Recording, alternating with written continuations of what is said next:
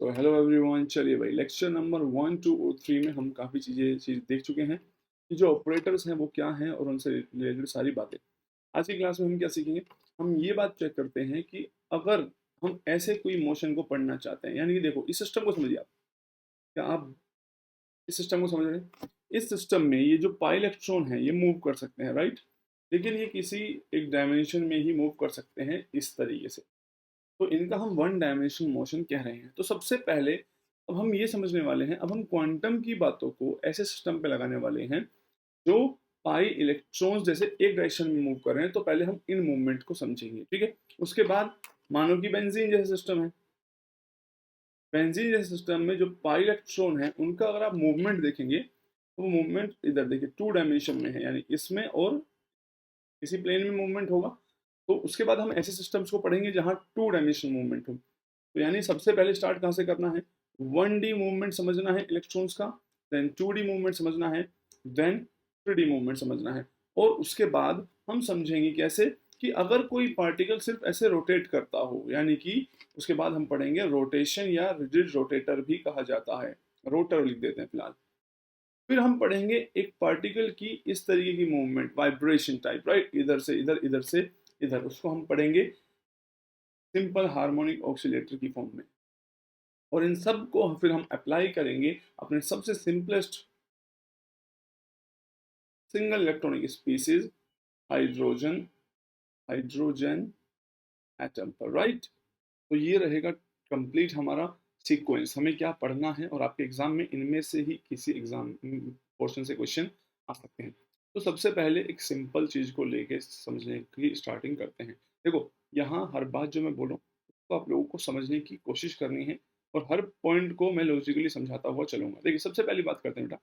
सबसे पहली बात तो ये है कि अगर मैं आपसे कहूँ हम सबसे सिंपल सिस्टम को समझना चाहते हैं, तो आप इस बात को समझिए। क्या आप जानते हैं कि एक स्ट्रेट लाइन जो होती है, स्ट्रेट लाइन, उसकी इक्वेशन है y is equals to M X plus C, नहीं होती है? ये एक जनरल इक्वेशन है, जनरल। ये किसी भी स्ट्रेट लाइन की इक्वेशन को रिप्रेजेंट कर सकता है, ठीक है? लेकिन अगर मैं आप लोगों को कहूं कि एक स्ट्रेट लाइन है और वो लाइन है ये, इसकी इक्वेशन क्या होगी? तो आप लोगों को क्या करना है? आप लोग जानते हैं ये y है और इधर x है। डिफरेंट डिफरेंट x वैल्यू पर डिफरेंट डिफरेंट y वैल्यूज होंगी, ये बात भी आप जानते हैं। अगर आप इस लाइन का m यहाँ पे आप जानते हैं क्या रिप्रेजेंट करता है? स्लोप। अगर आप इस लाइन का स्लोप निकाल लें, और c रिप्रेजेंट करता है y एक्सिस पे इंटरसेप्ट। अगर आप ये देख लें कि ये y पे कहाँ कट करेगा, और ये दोनों स्लोप और इंटरसेप्ट इसमें सब्स्टिट्यूट कर दें, तो जनरल इक्वेशन में अगर जो एक्चुअल सिस्टम हमारे पास है उनकी कुछ वैल्यूज या कंडीशंस पुट कर देते हैं, तो हमें इस लाइन की एक्चुअल इक्वेशन मिल जाएगी। मान लीजिए ये 2 पे कट कर रहा है, ठीक है, और स्लोप मान लीजिए 1 है, तो इसी इक्वेशन बनेगी x प्लस 2। यानी कि आपके पास क्या था? एक जनरल इक्वेशन थी, आपने उसमें क्या किया, जो आपके पास एक्चुअल सिस्टम था उसकी कंडीशंस इसमें पुट कर दी। पुट करने पर आपके पास एक एक्चुअल इक्वेशन निकल के आ गई है। अब ये इक्वेशन इस लाइन की कंप्लीट इंफॉर्मेशन अपने अंदर रखती होगी। कंप्लीट इंफॉर्मेशन, यही मतलब हुआ इस बात का। तो बिल्कुल सेम काम हम करने वाले हैं क्वांटम में। हमारे पास क्या है सिस्टम, बहुत ध्यान से समझना कि कनेक्टिविटी क्या बनाई है मैंने इतनी देर में। हमारे पास है एक particle in a 1D box, particle in a 1D box. इसको हम डिटेल में पढ़ेंगे। हमने क्या किया हुआ है, हमने एक पार्टिकल को वन डायमेंशनल बॉक्स में ले लिया। वन डायमेंशनल बॉक्स का मतलब है इस तरीके से। मान लीजिए ये जो पार्टिकल है इस बॉक्स के अंदर है, जिसकी जो लेंथ है वो कितनी है? l। मान लो यहाँ 0 और यहाँ क्या है? l है लेंथ। इस बॉक्स से इधर और इस बॉक्स से इधर पार्टिकल नहीं प्रेजेंट हो सकता। ये हमारी कंडीशन है, क्योंकि हम 1D मोशन पढ़ने की कोशिश कर रहे हैं, ठीक है? तो हमने मान लिया ना इधर प्रेजेंट होगा ना इधर प्रेजेंट होगा। तो हमने क्या किया है, पार्टिकल को इसी बॉक्स के अंदर कन्फाइन करने के लिए कि यहीं प्रेजेंट रहे, तो इस लाइन के इधर भी जो पोटेंशियल है काफी हाई रखा हुआ है और इधर भी पोटेंशियल काफी हाई रखा हुआ है। अंदर जो है पोटेंशियल जीरो किया है। एक सिंप्लीफाइड केस लेके चलते हैं।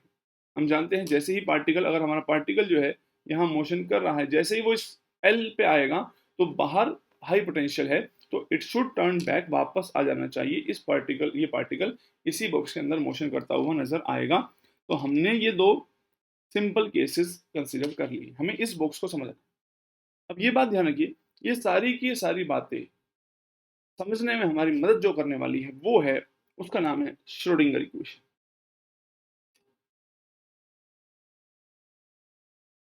इक्वेशन जैसे कि मैंने आपको बताया था कि लाइन की एक जनरल इक्वेशन होती है, तो श्रोडिंगर इक्वेशन जो है एक जनरल इक्वेशन है। बात समझ आ रही, बोलो तो।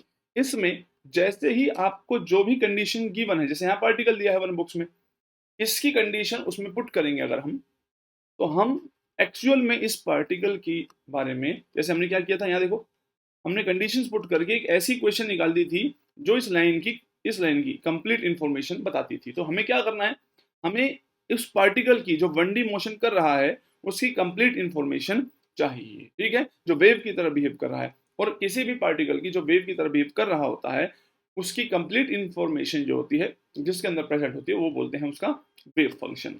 यानी वेव फंक्शन क्या हुआ, मैं एक बार बता दो, साइन से रिप्रेजेंट करेंगे, इसको बोलते हैं वेव फंक्शन। वेव फंक्शन क्या होता है, तो उसको बहुत इजीली देखो, करेक्ट करके रखो क्योंकि थोड़ी थोड़ी मैथमेटिक्स है। जैसे मान लीजिए मैं बोल रहा था y जो है वो x का फंक्शन है, तो इसका मतलब y किस पे डिपेंड करता है, x पे डिपेंड करता है। x जैसे जैसे बदलेगा y उसके अकॉर्डिंगली बदलता रहेगा। तो मैंने अब क्या बोल दिया, शाई, इसका होता है शाई बोलते हैं इसको। शाई जो है एक वेव फंक्शन है।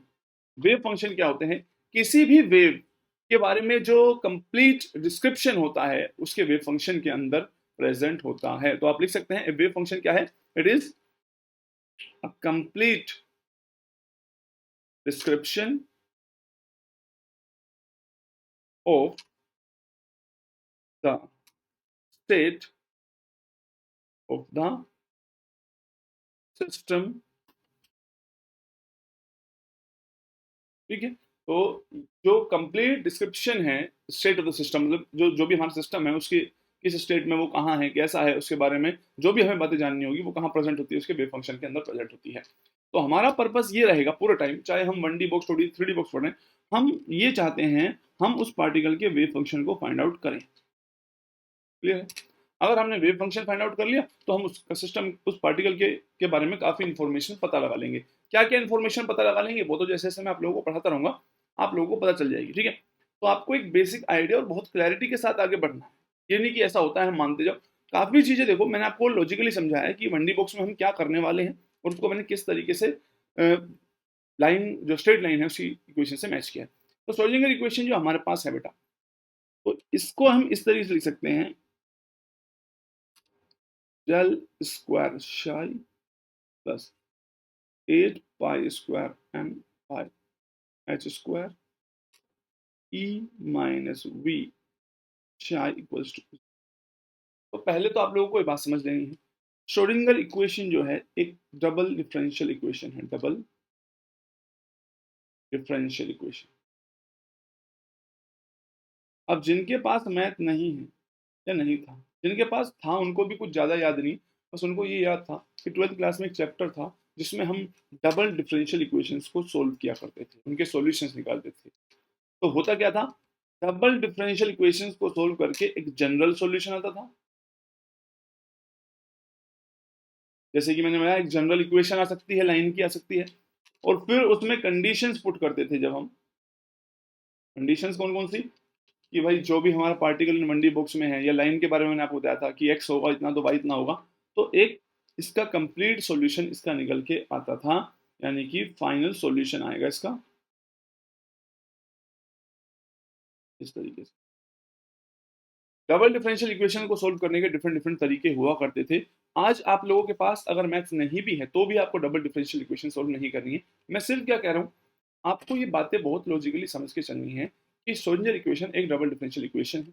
इसको अगर आप सॉल्व करते हैं तो आपको कोई जनरल सॉल्यूशन मिलेगा, उसमें आप कंडीशन पुट करेंगे तो आपके पास एक कंप्लीट सॉल्यूशन आ जाएगा। यानी कि मैं कहना चाह रहा हूँ कि मान लीजिए कि श्रोडिंगर इक्वेशन में अगर आप सोल्व करते हैं मैथमेटिक इक्वेशंस को, तो आपके पास ये समझिए कि लाइन की जनरल इक्वेशन आ जाएगी। फिर लाइन की जनरल इक्वेशन आ गई, फिर आपने उसमें कुछ कंडीशन पुट की कि स्लोप कितना है वो, तो आप उसकी फाइनल इक्वेशन पर पहुंच सकते हैं, फाइनल सॉल्यूशन। यानी हमें वेव फंक्शन तक पहुंचने में श्रोडिंगर इक्वेशन में जो शाई है हमें इसको सोल्व करना है। यहाँ तक पहुंचने के ये 3 स्टेप्स होंगे। बात समझ में आ रही? बोलो भाई। मैं हर चीज को लॉजिकली कनेक्ट कर करके दिखा रहा हूँ। यहाँ पे डेल स्क्वायर क्या है? तो डेल स्क्वायर को बोला जाता है लैप्लेशियन ऑपरेटर। ऑपरेटर लैप्लेशियन ऑपरेटर क्या होता है? तो ध्यान से समझो कि एक तरीके से ऐसे लिख सकते हैं आप इसको, डेल स्क्वायर और del x square plus del square और del Y square plus del square और डेल जेड स्क्वायर। इस ऑपरेटर को लैप्लेशियन ऑपरेटर कहा जाता है। तो इसलिए आप कई बार देखेंगे कि कई इक्वेशन में, श्रोडिंगर इक्वेशन में डेल स्क्वायर की जगह ये लिखा हुआ होगा। तो मैंने बताया था कि नए नए ऑपरेटर्स आएंगे, उनको हम साथ साथ सीखते चलेंगे। यहाँ पे आप समझ ही गए हैं कि जो चाई है वो क्या है, वो क्या रिप्रेजेंट कर रहा है? Chi is representing the wave function. Clear? Pi आप जानते ही हैं, एम जो है उस पार्टिकल का मास है, ई जो है उसकी टोटल एनर्जी है, वी जो है पोटेंशियल है, एच जो है वो प्लैंक्स कांस्टेंट है। तो काफी चीजें हमें पता है, तो आप लोगों को श्रोडिंगर इक्वेशन के बारे में पता होना चाहिए। तो इस जनरल इक्वेशन को अगर आप याद भी रख लेंगे तो कोई बुराई नहीं है। लेकिन आप ये बात ध्यान समझिए, आपका पेपर सब्जेक्टिव नहीं है, ऑब्जेक्टिव पेपर। ठीक है? तो आप लोगों से डायरेक्ट क्वेश्चन आ सकते हैं कि इनमें से कौन सी श्रोडिंगर इक्वेशन होती है। या फिर अगर मैं आप लोगों से कहूँ हम 1D की बात कर रहे हैं, पार्टिकल इन 1D, तो भैया ये एक्स वाई जेड की हमें जरूरत नहीं है। तो सिर्फ वन डायमेंशन मान लीजिए, हम जिस डायमेंशन की बात कर रहे हैं वो एक्स डायरेक्शन है। तो जो आपका वेव फंक्शन है वो सिर्फ किस पे डिपेंड करेगा? एक्स पे डिपेंड करेगा। वाई जेड वहां पे कुछ भी नहीं होगा। और आपका जो लैप्लेशियन ऑपरेटर है वो रिड्यूस हो जाएगा, उसमें एक्स और वाई वाले पार्ट नहीं रहेंगे, वो सिर्फ del square by del x square बचेगा। ये है जब हम 1D की बात कर रहे हैं। तो अगर मैं 1D बॉक्स की बात करूं तो 1D बॉक्स के लिए आपकी श्रोडिंगर इक्वेशन क्या बन जाएगी? वो बनेगी del square by del x square. Wave function x पे डिपेंडेंट है, वाई जेड की तो बात ही नहीं हो रही क्योंकि हम 1D मोमेंट की बात, मोशन की बात करेंगे यहाँ पे। Plus 8 pi square m h square E minus V psi x equals to 0। यहाँ तक बात क्लियर होगी? अब हमें क्या करना है, हम और जो जो बातें हम जानते हैं वो पुट कर देते हैं। हम इसका सॉल्यूशन निकालने वाले हैं। तो एक बात ध्यान समझिए, जो पोटेंशियल है वो मैंने बताया है इनसाइड द बॉक्स कितना लिया है हमने, 0 लिया हुआ। तो अभी हम सिंप्लीफाइड केसेस करें तो पोटेंशियल अगर 0 है तो आप जानते हैं इस v को 0 पुट कर सकते हैं। तो आपका फाइनल इक्वेशन क्या बन जाएगी? Del square by del x square चाई x plus 8 pi square M E chi X upon H square that is equals to 0। Clear हो गई बात? तो अभी हमें क्या करना है, हमें डबल डिफरेंशियल इक्वेशन को क्या करना है? सोल्व करना है। तो सोल्व करने का तरीका क्या है मैं आप लोगों को बता देता हूँ। तो देखो हमें क्या करना होगा, हमें जो भी चाहिए ये वाला जो पार्ट है इसको मानना होगा के स्क्वायर। यानी मैंने क्या मान लिया? 8 पाई स्क्वायर। कुछ बच्चे कहेंगे सर आपने क्यों मान लिया? बेटा सोल्व है, ये यहाँ पे मैथ्स है, दिस इज प्योर मैथ। इसको के स्क्वायर मान लिया। ठीक है? वैसे ये काम केमिस्ट का नहीं होते हैं। ठीक है? केमिस्ट को कोई मतलब नहीं है इसको सोल्व कैसे करेंगे, वो तो मैथमेटिशियंस जो होते हैं उनका काम होता है इसको सोल्व कैसे करना है। हमारा काम तो सिर्फ क्या है, हमने श्रोडिंगर इक्वेशन में का सॉल्यूशन जो है वो हमारे पास डायरेक्ट पता होना चाहिए। हमें हमें इतने स्टेप्स जाने की जरूरत नहीं है। फिर नॉलेज के लिए सिर्फ मैं आपको दिखा रहा हूँ कि आप इसको ऐसे लिख सकते हैं, del square del x square चाई एक्स प्लस के स्क्वायर चाई एक्स इक्वल्स टू 0। यहाँ तक बात समझ में आ रही है? बोलो भाई।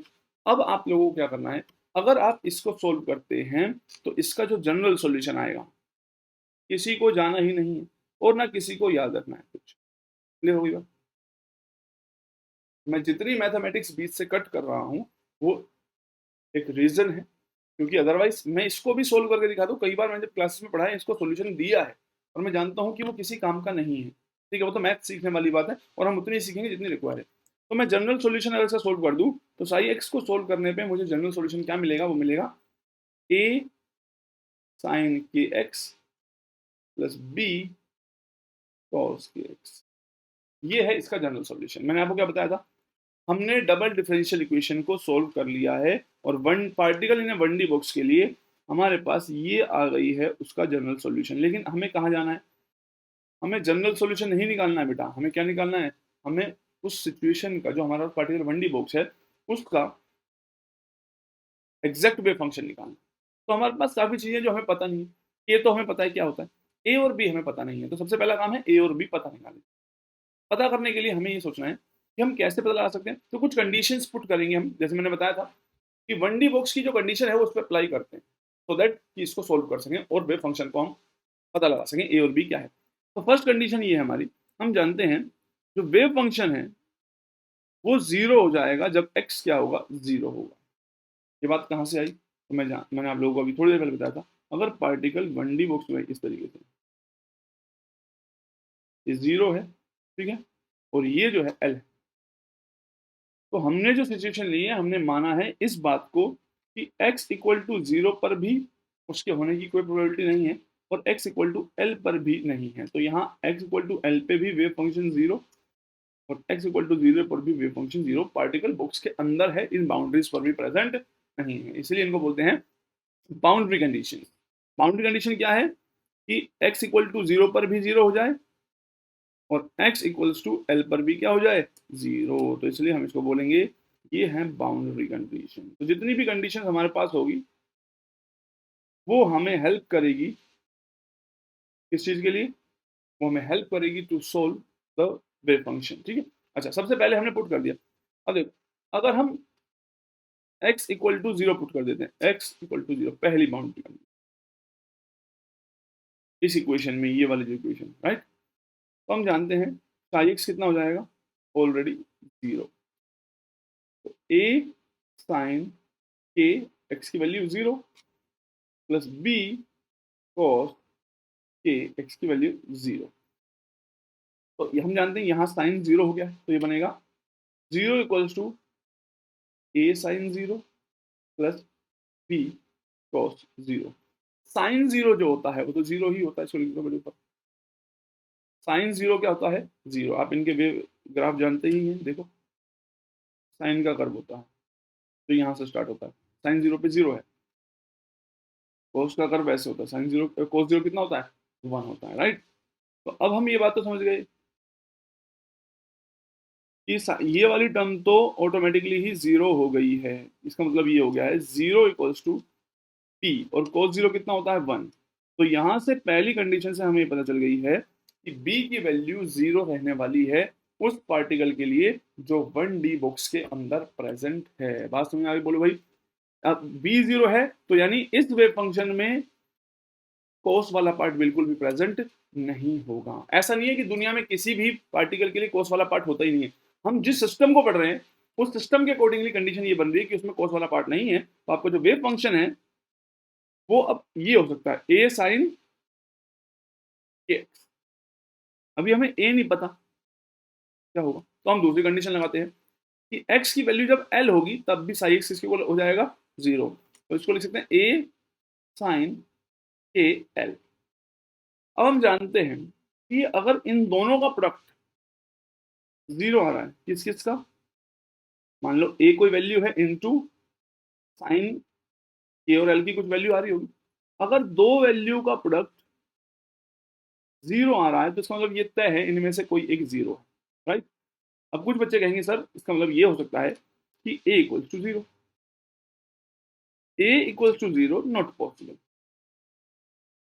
क्वेश्चन आएगा दिमाग में, सर a जीरो क्यों नहीं हो सकता, क्योंकि बेटा ध्यान से सोचो, आप जो वेव फंक्शन सोल्व कर रहे हैं उसमें दो कॉन्स्टेंट थे, a दूसरा b। b हम पहले ही बता चुके हैं according to the boundary condition zero है। अगर a भी जीरो हो गया तो फिर आप x की कोई भी वैल्यू पुट कर लेना, वेव फंक्शन हमेशा क्या बना रहेगा, जीरो। मैं क्या समझाने की कोशिश कर रहा हूँ भाई, ये है आपका वेव फंक्शन फिलहाल b जीरो आने के बाद। अगर a जीरो है तो इसकी वैल्यू चाहे जीरो से एल के बीच में जो तुम्हारी पार्ट लेंथ है बॉक्स की उसके बीच में एक्स की कुछ भी वैल्यू पुट कर लेना तो हमेशा क्या रहेगा, जीरो। तो यानी वेव फंक्शन हर जगह जीरो आने का मतलब है कि कोई पार्टिकल बॉक्स के अंदर प्रेजेंट है ही नहीं, लेकिन एक्चुअल में पार्टिकल तो प्रेजेंट है। तो इसका मतलब ये वाली कंडीशन पॉसिबल नहीं है। इसका मतलब ये हुआ कि जो साइन के एल है वो जीरो हो रहा होगा जब एक्स की वैल्यू क्या आ रही होगी, एल। और हम जानते हैं कि साइन 0 कब होता है, तो हम जानते हैं जब वो पाई का मल्टीपल होता है। अभी मैंने आपको ग्राफ दिखाया भी था, मैं एक बार फिर समझाता हूँ। तो देखो ये है 0, पाई, 2 पाई, 3 पाई, इस तरीके से 4 पाई। तो जहां जहां पाई आता जाएगा एन पाई, यानी कि एन पाई पे क्या रहेगा 0। तो आप ये बात समझ गए हैं बेटा कि के एल की वैल्यू अगर एन पाई हुई, एन का यानी पाई का इंटीग्रल हुआ, एन की वैल्यू क्या हो सकती है बेटा 1 2 3, इस तरीके से। क्लियर हो गई, बोलो भाई। तो एन की वैल्यू 1 2 3 पॉसिबल है, और इन सब पॉसिबल वैल्यूज पे ये क्या हो जाएगा 0 हो जाएगा। तो इसका मतलब ये है कि जो है आपका सोल्व हो गया, आ गया एन पाई बाई एल। तो यानी यहां से आपने के को सोल्व कर लिया, तो आपका वेव फंक्शन अब क्या बन गया बेटा, आपका वेव फंक्शन ये बन गया कि सर वेव फंक्शन जो है अब ये है A sine N pi by L, ठीक है। और एन की जो पॉसिबल वैल्यूज है वो क्या है 1 2 3 4, इस तरीके। एन 0 नहीं होगा कभी भी। अगर एन 0 हो गया, एन पाई बाई, तो एक्स तो था ही ना यहाँ पे, एक्स तो था ही, ये हमने कहा मिस कर दिया, ए साइन की एक्स, ठीक है, ठीक है। के की वैल्यू आ गई और एक्स तो रह गई, क्योंकि के तो बेटा ये के ही तो है। एन की वैल्यू 0 हम क्यों नहीं पुट करेंगे, तो उसका आंसर है अगर हमने एन को 0 पुट कर दिया, फिर से वही बात आ जाएगी, एक्स की चाहे कुछ भी वैल्यू हो तो वो हर जगह क्या बना रहेगा 0 ही बना रहेगा। तो एन की value can never be equals to 0। तो एन की वैल्यू 1 2 3 4 5 इस तरीके से होगी, और कोई इंटीग्रल वैल्यू ही होगी। आप समझ रहे हैं एन की वैल्यू 1.5 भी नहीं हो सकती। उसका आंसर इन कंडीशंस में है कि अगर एन की वैल्यू 1.5 हो गई तो साइन की एल 0 ही नहीं होगा, ठीक है। एन की वैल्यू अगर 0 हो गई तो फिर एक्स चाहे कुछ भी रहे, यहाँ देखो एक्स चाहे कुछ भी रहे ये हमेशा क्या रहेगा 0 रहेगा। तो ये कंडीशंस मैथमेटिकल है, तो आप लोग इनको लॉजिकली समझते हुए चलिए, और जो जो बातें मैं कह रहा हूँ उनको ध्यान रखने की जरूरत है। तो आपका वेव फंक्शन सोल्व होने के बहुत क्लोज है, लेकिन आप लोगों को ये बात समझनी है कि अभी हमें एक चीज नहीं पता है, दोनों कंडीशन हमने लगा ली, उसके बावजूद भी हमारे पास ए की वैल्यू नहीं आई। और अगर ए की वैल्यू नहीं आई, अब इसको हम कैसे सोल्व करें, तो हमें एक कंडीशन और चाहिए होगी। हम जितने चीज़ों को सोल्व करना चाहते हैं उतनी कंडीशन हमें अप्लाई करनी होती है। अब वो कंडीशन क्या है, तो हमें सोचना होगा कि यार अब इसको कैसे सोल्व करें। तो वो कंडीशन है कि हम जानते हैं किसी भी पार्टिकल की टोटल प्रोबेबिलिटी स्पेस में होने की हमेशा क्या होती है 1 होती है, यानी कि हम यूज करेंगे total probability should be equals to 1। Total probability should be equals to 1। अब इसको वेव की इक्वेशन, वेव के पे कैसे अप्लाई किया जाए। नॉर्मली तो हम कहते हैं टोटल प्रोबेबिलिटी 1 होनी चाहिए, राइट। अब जब हम वेव के बारे में बात करते हैं तो हम याद रखना, किसी भी का भी वेव फंक्शन आपको दिया हो, this is the condition, minus infinity से प्लस इन्फिनिटी तक, यानी किसी कितना कहीं भी चले जाओ, आपका जो वेव फंक्शन है और उस वेव फंक्शन का कॉन्जुगेट डी टाउ, टाउ क्या होता है, टाउ होता है वैसे तो डी टाउ जो होता है d x d y d z को रिप्रेजेंट करता है। मैं तो जनरल कंडीशन बता रहा हूँ, लेकिन यहाँ हम 1D बुक्स के बारे में जानते हैं, तो हम अभी मैं इस कंडीशन को शॉर्ट भी करूंगा। ये तो कंप्लीट है, अगर 1 x y z किसी भी डायरेक्शन में हो that should be equals to 1। तो आप ये याद से बात ध्यान रखेंगे, ये टोटल प्रोबेबिलिटी कंडीशन होती है। आज के बाद अगर मैं कभी भी कहूँ total probability should be equals to 1 और किसी का वेव फंक्शन गिवन है आपको, तो ये वाली कंडीशन हमेशा ट्रू रहेगी, ट्रू, राइट। कुछ बातें आप अब आप ये नहीं कह सकते सर ये कहाँ से आया, क्यों उसके डेप्थ में हमें नहीं घुसना है। बस क्वांटम में यही डिसाइड करना है किसके डेप्थ में जाना है और किसको डेप्थ में नहीं पकड़ना है। तो आपको टोटल प्रोबेबिलिटी कंडीशन मैंने आपको बता दी है, क्योंकि आप जानते भी हैं। देखो अगर कोई शाई जो है रियल है, रियल समझ रहे क्या होता है, रियल नंबर और कॉम्प्लेक्स नंबर होते हैं कुछ, ठीक है। तो अगर शाई रियल है, उसके अंदर कोई इमेजिनरी या कॉम्प्लेक्स पार्ट है ही नहीं, तो जैसे कि 5 है तो 5 का कॉन्जुगेट भी क्या आएगा 5 ही आएगा। जिनके पास मैथ्स नहीं थी उस बात को समझ ले कि अगर मान ले कोई भी कॉम्प्लेक्स नंबर कुछ इस फॉर्म में होता है, कॉम्प्लेक्स नंबर है कोई भी, तो उसको हम इस तरीके से लिखते थे छोटी क्लास में, ए प्लस आयोटा बी। आयोटा जो के साथ जो होता था उसको इमेजिनरी पार्ट बोलते थे, राइट। अगर मैं कहूँ इसका कॉम्प्लेक्स, इसका कॉन्जुगेट लो क्या होगा, तो कॉन्जुगेट लेते वक्त हम क्या करते थे ए माइनस आयोटा बी, यानी इस साइन को क्या कर देते थे चेंज कर देते। मान लीजिए अब मैंने कहा कि हमारे पास एक नंबर है 5, इसका कोई इसके साथ कोई इमेजिनरी पार्ट या आयोटा वाला पार्ट जुड़ा नहीं है, तो जब आप इसका कॉन्जुगेट करेंगे, किसी भी रियल नंबर का कॉन्जुगेट करेंगे, तो जब उसके पास आयोटा वाला पार्ट है ही नहीं, तो किसी भी रियल चीज का कॉन्जुगेट उसी के इक्वल आता है हमेशा। बात समझ में बोलो भाई, साइन सिर्फ किसका चेंज हो जाता है, जो इमेजिनरी वाले होते हैं। तो अब अगर वेव फंक्शन रियल है तो उसका कॉन्जुगेट जो है वो उसी के इक्वल आने वाला है। ठीक है, तो आपको इसको रिड्यूस करके ये इक्वेशन ऐसे बनती है साई स्क्वायर। और आप अच्छे जानते हैं किसी वेव, साई क्या है, एक वेव फंक्शन है, वेव फंक्शन। फिजिकल इसका कोई सिग्निफिकेंस नहीं है, फिजिकली मैं आपको नहीं बता सकता ये क्या रिप्रेजेंट करता है, पर हाँ मैथमेटिकली ये उस वेव के सारी इंफॉर्मेशन, कंप्लीट डिस्क्रिप्शन जो है अपने अंदर कंटेन करके रखता है। फिजिकल कोई सिग्निफिकेंस नहीं, नो फिजिकल सिग्निफिकेंस, राइट। लेकिन आप जानते हैं एक बात, साई स्क्वायर करना किसके इक्वल होता है? साई स्क्वायर, अगर आपने इतनी तो कभी थोड़ी बहुत वेव्स के बारे में पढ़ा होगा, is directly proportional to the square, जिसके एम्पलीट्यूड आप लोगों ने पढ़ा हुआ है। एम्पलीट्यूड के बारे में पढ़ा है कि नहीं पढ़ा बोलो भाई? छोटी क्लासेस में हम सभी ने पढ़ा हुआ है कि जो साई स्क्वायर होता है वो एम्पलीट्यूड के स्क्वायर को रिप्रेजेंट करेगा, और जो एम्पलीट्यूड का स्क्वायर होता है वो इंटेंसिटी को रिप्रेजेंट करता है, वेव के डायरेक्टली प्रोपोर्शनल होता है इंटेंसिटी। और इंटेंसिटी जो है डायरेक्टली भाई किसी वेव की इंटेंसिटी ज्यादा यानी कि उसके होने की प्रोबेबिलिटी। क्लियर है? इसको बगल में प्रोबेबिलिटी। तो एक तरीके से आप ये समझेंगे कि अगर मैं पूछूं साई स्क्वायर क्या रिप्रेजेंट करता है, तो आप बोलेंगे the probability,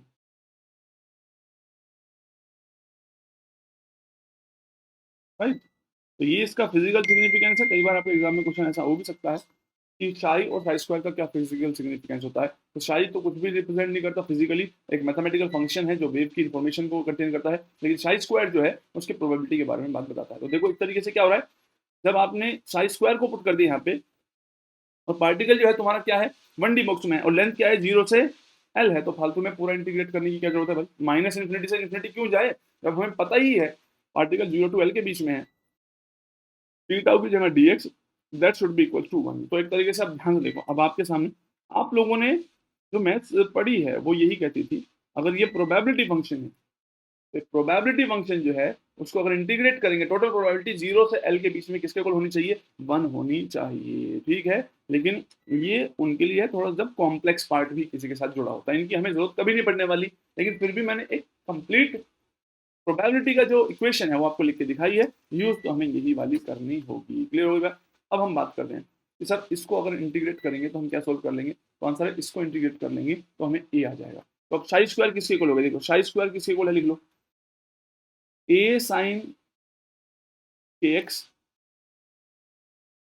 into A sine k x. इसको लिख सकते हैं ए स्क्वायर साइन स्क्वायर के एक्स क्या था, एन पाई बाय, ये आ गया आपके पास साई स्क्वायर फंक्शन। आपको इसका इंटीग्रेशन करना है, ए स्क्वायर है कांस्टेंट, राइट है, इंटीग्रेशन से आ गया बाहर, अंदर आपके पास बचा sine square n pi x by L. Integration कहाँ से कहाँ करना है, 0 से एल, और ये किसके इक्वल आना चाहिए, 1। ये यही बात रिप्रेजेंट कर रहा है, total probability should be equal to 1 होने चाहिए। तो साइन स्क्वायर एक्स का इंटीग्रेशन क्या होता है, तो आपने मैथमेटिक्स में पढ़ा होगा, इसको हम 1 माइनस कॉस 2x बाई 2 भी लिख सकते हैं, राइट। क्लियर है? अब यानी कि मैं ए स्क्वायर तो कांस्टेंट है, इसको बाहर रख लेते हैं, अंदर जो है इंटीग्रेशन करेंगे 0 टू एल, साइन स्क्वायर को लिखेंगे 1 minus cos 2 times of n pi x by L divide by 2। अगर इस पूरे को डिवाइड बाय 2 करते हैं और ये होगा डी एक्स, और ये टोटल इंटीग्रेशन किसके इक्वल आएगा, 1 के। 2 भी कांस्टेंट है, तो ए स्क्वायर बाई 2 को बाहर कर लेते हैं, इंटीग्रेशन करते हैं 0 टू एल, तो 1 को एक तरफ कर लेते हैं, 1 इंटू डी एक्स का इंटीग्रेशन करेंगे, माइनस 0 टू एल हम इंटीग्रेशन करेंगे बेटा, नए page, cos 2 n pi x by L d x, इसका इंटीग्रेशन करेंगे and that should be equals to 1, right. अब देखो A square by 2 d x का इंटीग्रेशन क्या आता है, वो आता है x, और लिमिट कहाँ से कहाँ है, 0 टू एल, राइट। कॉस का इंटीग्रेशन क्या होता है? चलो अब एक बार बता दूं, ये वाला जो फैक्टर है सारा का सारा, ये जो है इसका इंटीग्रेशन होकर जो भी आएगा that will be equals to 0। Reason, cos का इंटीग्रेशन होगा माइनस साइन एक्स, राइट? एक बार चेक कर लेना माइनस है कि नहीं। माइनस साइन एक्स हो तो मान लीजिए साइन के बाद कुछ भी आ गया, जब आप x को 0 पुट करेंगे तो साइन 0 क्या होता है 0, और जब x को l पुट करेंगे तो l से l क्या हो जाएगा कैंसिल, तो भी ये n का मल्टीपल रहेगा। भाई n की वैल्यू 1 हो 2 हो 3 हो 5 हो, तो चाहे आप कुछ भी पुट कर लेना, ये वाला फैक्टर ऑटोमेटिकली क्या आएगा 0 ही आ जाएगा। इसलिए मैं टाइम बचाते हुए क्या कर रहा हूँ, that should be equals to 1, ये होना चाहिए, राइट? अब ध्यान से देखो, तो अब लिमिट पुट कर दो तो आ गया a² 2 इंटू एक्स की जगह l माइनस 0 क्या आएगा l, that should be equals to 1, which means a जो है वो आएगा क्या 2/l का अंडर रूट। तो यानी आपका पार्टिकल इन 1D बॉक्स जो फाइनल वेव फंक्शन है वो ये है root 2/l sine n pi x by l, this is your wave function.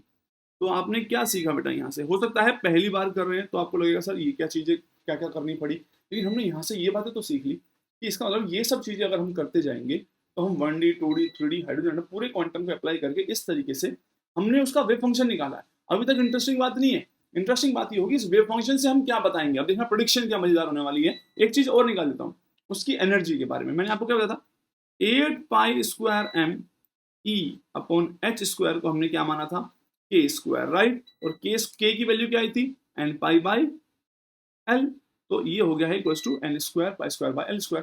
तो ये थी उसकी एनर्जी, यही थी एनर्जी, बोलो भाई टोटल एनर्जी। तो एनर्जी को अगर आप एक तरफ रखें तो ये बनेगा n² π²/l² मल्टीप्लाई कर दीजिए, ये h है बेटा, h² से लिख देता इंटू h² अपॉन 8π²m, इसको सोल्व करेंगे तो आएगा n² h² 8ml²। यानी कि आप देख रहे हैं देखो कितने इंपॉर्टेंट रिजल्ट आएंगे कि energy of particle in 1D box is n² h² upon 8ml²। ये दो चीजें अब तक आप लोगों को याद रख लेनी है। क्या क्या? कि अगर पार्टिकल इन 1D बॉक्स, अरे जो भी पढ़ा है पूरे लेक्चर में, कुछ भी पढ़ाया हो, पूरे लेक्चर में पढ़ने के हमने दो चीजों को सीखा है कि अगर आज के बाद किसी पार्टिकल की बात चल रही है जो 1D बॉक्स में है, जिसकी लेंथ 0 to क्या है l है, तो उसका वेव फंक्शन आपको पता होना चाहिए और उसकी एनर्जी की इक्वेशन। आपके एग्जाम में जितने भी क्वेश्चन हैं वो ये कहती ही नहीं है कि वेव फंक्शन को निकाल के दिखाओ। वेव फंक्शन पता होगा तो आप सारे क्वेश्चन का आंसर कर देंगे, एनर्जी की क्वेश्चन पता होगी तो आप सारे क्वेश्चन को आंसर कर देंगे। तो अब यहां से हम सीखेंगे कि ये वाला पार्ट तो सीखने का था कि पार्टिकल 1D बॉक्स में हम आने वाले टाइम पे भी किस तरीके से इक्वेशंस को यूज करने वाले हैं, लेकिन यहाँ पे हमें ये सीख लिया है कि वेव फंक्शन और एनर्जी आ गई है। अब इसका यूज करके अब देखना क्या क्या मस्त मस्त बातें हम इसके बारे में प्रिडिक्ट कर सकते हैं। हम कंटिन्यू